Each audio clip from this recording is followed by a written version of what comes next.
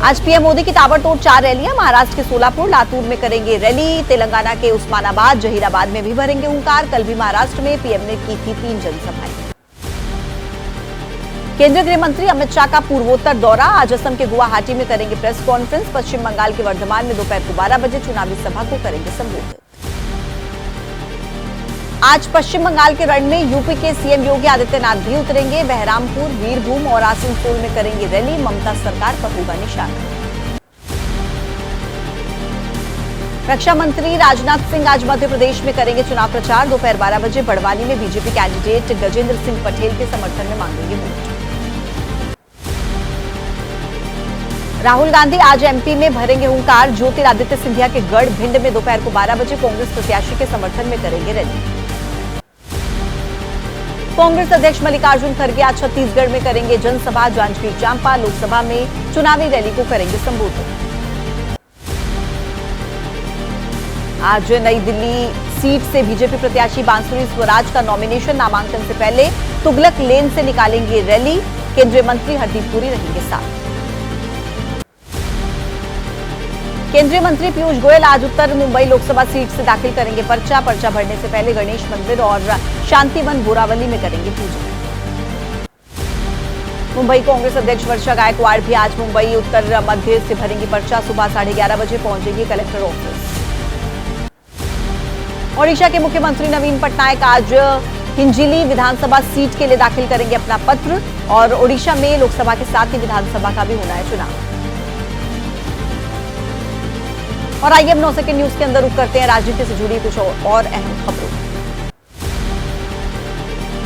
Outer Manipur के 6 मतदान केंद्रों पर आज दोबारा से वोटिंग। 26 अप्रैल को 6 केंद्रों पर वोटिंग के दौरान हुई हिंसा के बाद मतदान किया गया था रद्द। मध्य प्रदेश में कांग्रेस विधायक रामनिवास रावत आज बीजेपी में हो सकते हैं शामिल। सूत्रों के मुताबिक सीएम मोहन यादव दिलाएंगे सदस्यता। कार्यकारी अध्यक्ष भी रह चुके हैं रामनिवास। एबीपी न्यूज पर अमित शाह का बड़ा बयान। बोले हमने बहुमत का उपयोग 370 हटाने के लिए किया, राम मंदिर बनाने के लिए किया, अंग्रेजों के कानून को बदलने का काम किया।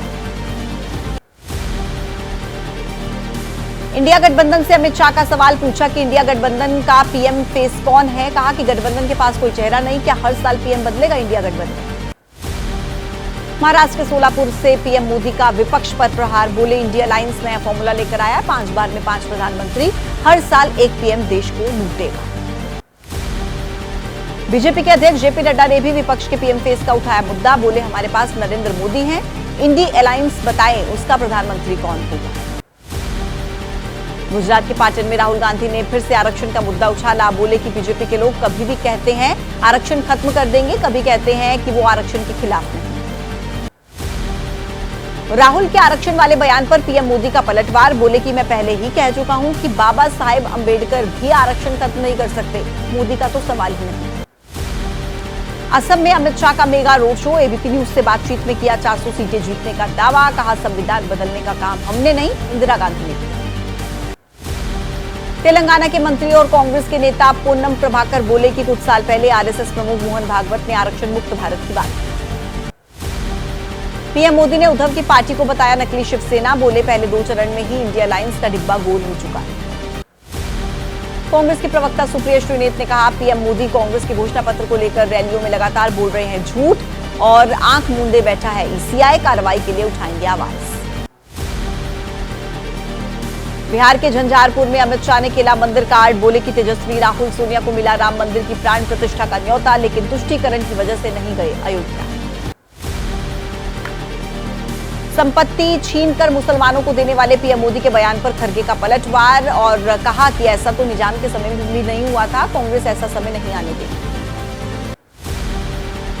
बिलासपुर में बीजेपी पर जमकर बरसे राहुल गांधी। आरक्षण विरोधी होने पर बीजेपी का आरोप लगाया। बोले कि संविधान खत्म करना चाहती है बीजेपी।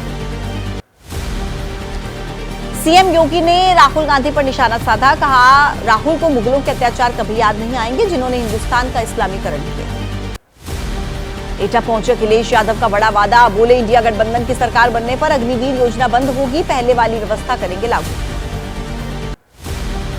उत्तर प्रदेश की संभल सीट से समाजवादी पार्टी के प्रत्याशी जिया उर रहमान बर्क के खिलाफ एफआईआर दर्ज। मुख्तार और अतीक के नाम पर वोट मांगने का आरोप।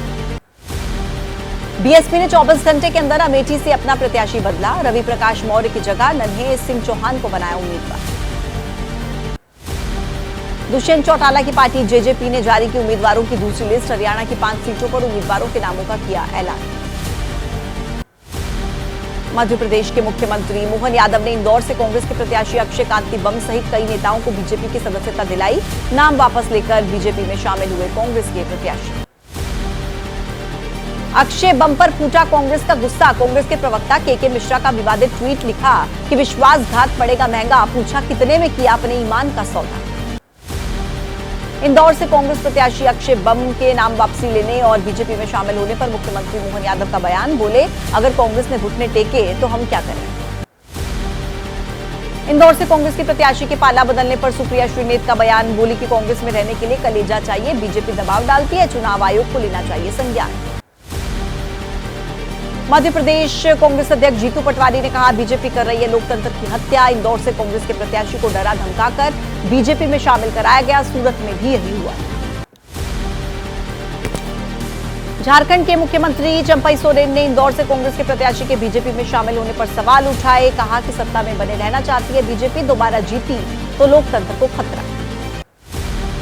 यूपी के हाथरस में सपा प्रमुख अखिलेश यादव ने बीजेपी पर हमला बोला। कहा, 400 के पार के सपने देख रही है बीजेपी, टूटेगा अहंकार। पेपर लीक से 60 लाख बेरोजगारों का भविष्य अंधकार में पड़ा। गाजीपुर के शिव मंदिर में अफजाल अंसारी की बेटी नुसरत ने की पूजा। पिता के लिए चुनाव प्रचार में उतरी और गाजीपुर सीट से एसपी ने अभी तक किसी का टिकट नहीं किया है फाइनल। अमित शाह के फेक वीडियो पर पीएम मोदी ने विपक्ष पर साधा निशाना। इलेक्शन कमीशन से कार्रवाई की मांग की। कहा, जो लोग काम के आधार पर नहीं लड़ पा रहे हैं वो सोशल मीडिया पर फर्जी वीडियो फैला रहे हैं। पीएम मोदी ने कहा कि वो हमारे हवाले से एआई के जरिए ऐसी बातें बुलवा रहे हैं जो कि हमने सोची भी नहीं। पीएम ने बताया, ये क्लिप लोकतंत्र प्रेमी हर व्यक्ति को शर्मसार कर देने वाला है। पीएम का दावा कि फेक वीडियो के जरिए देश में तनाव की स्थिति पैदा करने की हो रही है कोशिश। पीएम नरेंद्र मोदी ने चुनाव आयोग से मामले पर सख्त एक्शन लेने की अपील। अमित शाह के एडिटेड वीडियो मामले में एक्शन में पुलिस। तेलंगाना सीएम रेवंत रेड्डी को जांच के लिए बुलाया दिल्ली। फोन के साथ आने के लिए कहा गया। नोटिस जारी कर 1 मई तक जवाब देने को कहा गया।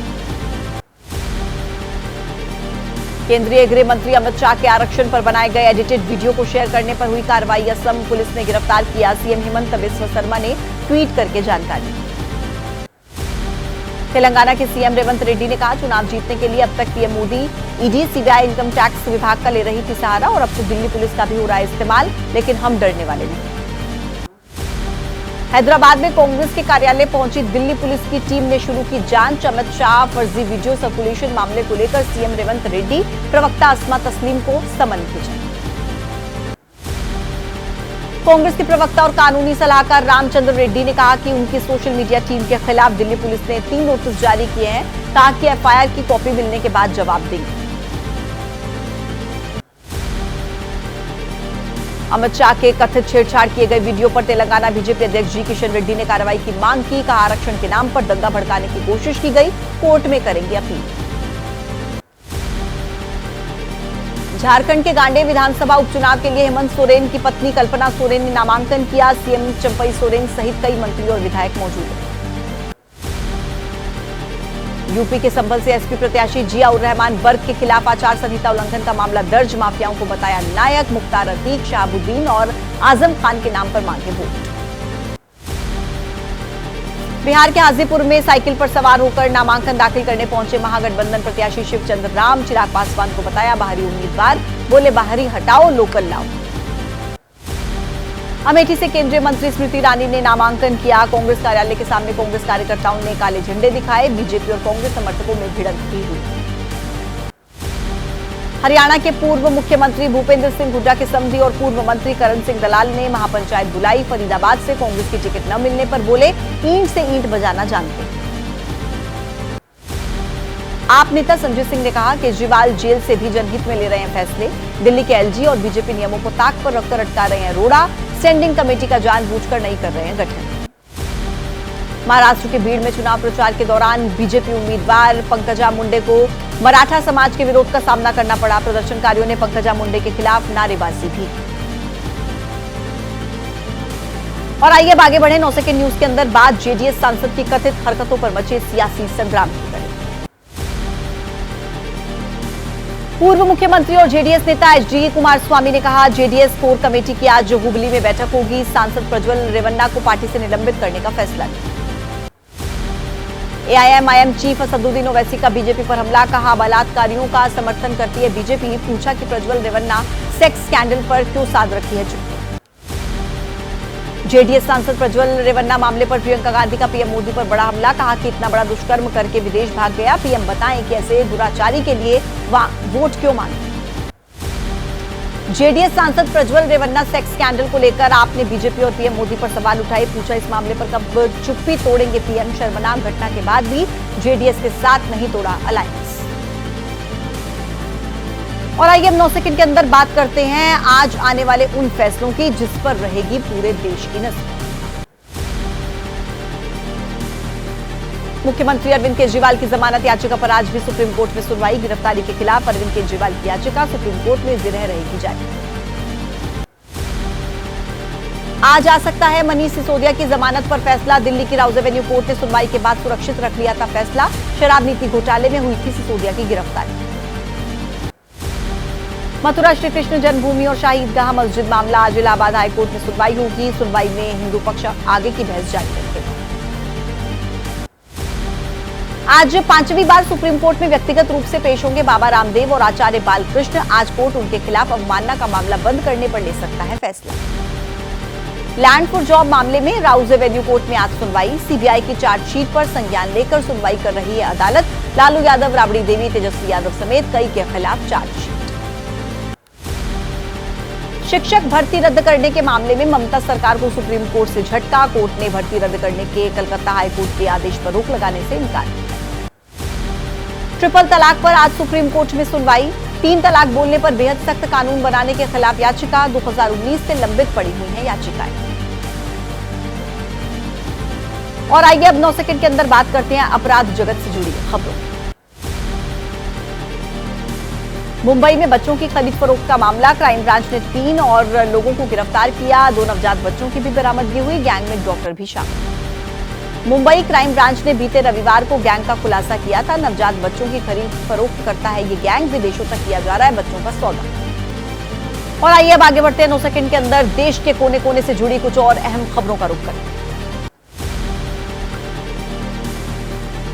एडमिरल दिनेश त्रिपाठी बनेंगे नए नेवी चीफ, आज सुबह 10:30 बजे ग्रहण करेंगे पदभार, एडमिरल आर हरिकुमार की जगह लेंगे दिनेश त्रिपाठी। बीजेपी के राष्ट्रीय महामंत्री दुष्यंत गौतम की कार हादसे का शिकार, शाहजहांपुर से दिल्ली जाते समय मुरादाबाद के पास हादसा हुआ, दुष्यंत गौतम को रीढ़ की हड्डी और कुल्हे में आई है चोट। हादसे के बाद सड़क के दूसरे किनारे जा गिरी दुष्यंत गौतम की कार, घटना की जानकारी के बाद पुलिस मौके पर पहुंची, अस्पताल से जांच के बाद दुष्यंत गौतम दिल्ली के लिए रवाना। ओडिशा में बस हादसा, अनियंत्रित होकर पलटी बस, हादसे में बस सवार 20 से ज्यादा लोग घायल, मौके पर पहुंची पुलिस ने अस्पताल में कराया भर्ती। राजस्थान के जयपुर में निर्माणाधीन मॉल में हादसा, शटरिंग गिरने की वजह से एक शख्स की मौत, लापरवाही को लेकर मॉल मालिक के खिलाफ दर्ज हुआ मुकदमा। कानपुर में तलाक के बाद बेटी को सम्मान के साथ ससुराल लेने के लिए पहुंचे मायके वाले, ढोल बजाकर ससुराल से करवाई मायके के लिए विदाई, विदाई के समय गेट पर बांधी शादी की चुन्नी। त्रिपुरा के अगरतला में छात्र ने सुसाइड कर लिया है, आईसीएफआई के विश्वविद्यालय के छात्र ने आत्महत्या की, मामले की छानबीन में जुटी है पुलिस, यूनिवर्सिटी प्रबंधन और परिजनों से पूछताछ। दलित महामंडलेश्वर बनाने के बाद जूना अखाड़े की एक और पहल, जूना अखाड़ा ने अब पहला दलित जगत गुरु भी बनाया, गुजरात के महामंडलेश्वर स्वामी महेंद्रानंद गिरी को दी गई जगत गुरु की पदवी। और अब बारी मौसम के अपडेट से जुड़ी खबरों की, जिसमें देश का हिस्सा तपिश से परेशान है तो एक हिस्सा वो भी जो भारी बर्फबारी झेल रहा है। जम्मू कश्मीर के बारामूला में भूस्खलन का डरा देने वाला वीडियो आया सामने, अचानक ढह गया पहाड़ी का बहुत बड़ा हिस्सा, लैंडस्लाइड की चपेट में आकर कई मकान क्षतिग्रस्त, 2 लोग घायल। जम्मू कश्मीर के सरबल में एवलांच, वीडियो में नीचे गिरता दिख रहा बर्फ का दरिया, पहाड़ी से बहकर आया लाखों टन बर्फ, ये मंजर देखकर मौके पर मौजूद लोगों में मची दहशत। सोनमर्ग में हुई एवलांच की घटना के बाद बर्फ साफ करने का काम जारी। जेसीबी मशीनों की मदद से साफ की जा रही है बर्फ। कश्मीर घाटी के 4 जिलों में जारी की गई एवलांच की चेतावनी। जम्मू कश्मीर में बर्फबारी बनी आम लोगों के लिए मुसीबत। मकान ढह जाने से 9 साल की बच्ची समेत 7 लोग घायल। मकान के मलबे में दबे लोगों को निकालने के लिए मची चीख पुकार। कश्मीर घाटी में आज भी मौसम खुलने के आसार बहुत कम। मौसम विभाग ने जताई अगले 24 घंटे बारिश और बर्फबारी की संभावना। लोगों को झेलम नदी और डल झील समेत बरसाती नालों से दूर रहने की हिदायत। जम्मू कश्मीर में खराब मौसम को लेकर प्रशासन का फैसला। अभी सरकारी और निजी स्कूल कॉलेजेस में छुट्टी। कश्मीर विश्वविद्यालय ने आज होने वाली सभी परीक्षाएं की स्थगित। पहलगाम में हो रही बर्फबारी से सैलानियों की मुश्किलें बढ़ी। हाईवे पर बर्फ जम जाने की वजह से फंसी कई गाड़ियां। अपने वाहनों को धक्का मारते दिखे पर्यटक। बर्फ पर टायर फिसलने से बढ़ी दिक्कत। जम्मू कश्मीर में बर्फबारी से आवाजाही में दिक्कत। शोपियां में मुगल रोड पर जमी बर्फ हटाने का काम जारी। आवाजाही का मुख्य मार्ग होने की वजह से बढ़ी लोगों की दिक्कत। कश्मीर घाटी को पुंछ से जोड़ता है ये रोड। 7 मई को यहां पर होना है लोकसभा चुनाव के लिए मतदान। चुनाव से पहले कनेक्टिविटी बहाल करना प्रशासन के लिए बड़ी चुनौती। रोड को जल्द से जल्द खोलने की कोशिशें जारी। जम्मू कश्मीर के कई इलाकों में फिर से बदला मौसम का मिजाज। उत्तरी कश्मीर में कई जगहों पर बर्फबारी। आसमान से सफेद रुई की तरह गिर रही बर्फ। मनमोहक नजारे को सैलानियों ने कैमरे में कैद किया। जम्मू कश्मीर के पर्यटक स्थल पहलगाम में भी हो रही है जबरदस्त बर्फबारी। सैलानियों को खूब भा रही आसमान से गिर रही सफेद बर्फ। मौसम का लुत्फ उठाने के लिए पहुंचने लगे सैलानी।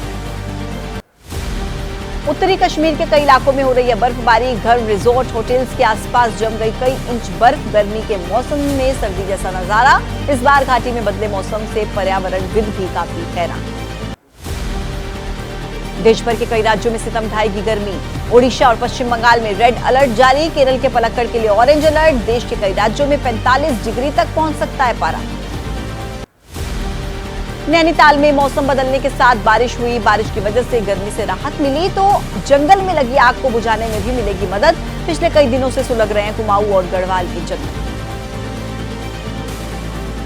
और आइए अब देखिए आईपीएल में कल कौन किस पर पड़ा भारी। आज किस टीम से किसका होगा मुकाबला। 9 सेकंड में आईपीएल से जुड़ी तमाम बड़ी खबरें।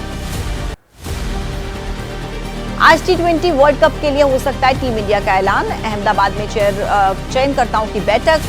टेली कॉन्फ्रेंसिंग के जरिए जुड़ेंगे कप्तान रोहित शर्मा। 1 जून से यूएसए और वेस्ट इंडीज में वर्ल्ड कप के मुकाबले। 1 मई तक करना है T20 वर्ल्ड कप के लिए टीम का ऐलान। 15 खिलाड़ियों की टीम में संजू सैमसन, शिवम दुबे, रिंकू सिंह को मौका मिलने की उम्मीद। वर्ल्ड कप के लिए टीम इंडिया 5 रिजर्व खिलाड़ी भी लेकर जाएगी। आईपीएल में आज लखनऊ सुपर जायंट्स और मुंबई इंडियंस के बीच मुकाबला होगा। लखनऊ के स्टेडियम में शाम को 7:30 बजे खेला जाएगा मुकाबला। होम ग्राउंड पर जीत के इरादे से उतरेगी लखनऊ। पॉइंट टेबल में 5वें स्थान पर लखनऊ की टीम। एलएसजी ने अब तक 9 मैचेस में से 5 में जीत दर्ज की। 9 में से 3 में जीत के साथ 9वें स्थान पर मुंबई। आईपीएल में सोमवार को खेले गए मैच में कोलकाता नाइट राइडर्स ने दिल्ली कैपिटल्स को 7 विकेट से हराया। 154 रन का लक्ष्य कोलकाता ने 21 गेंद पहले ही हासिल किया। कोलकाता की 9 मैच में से ये छठी जीत।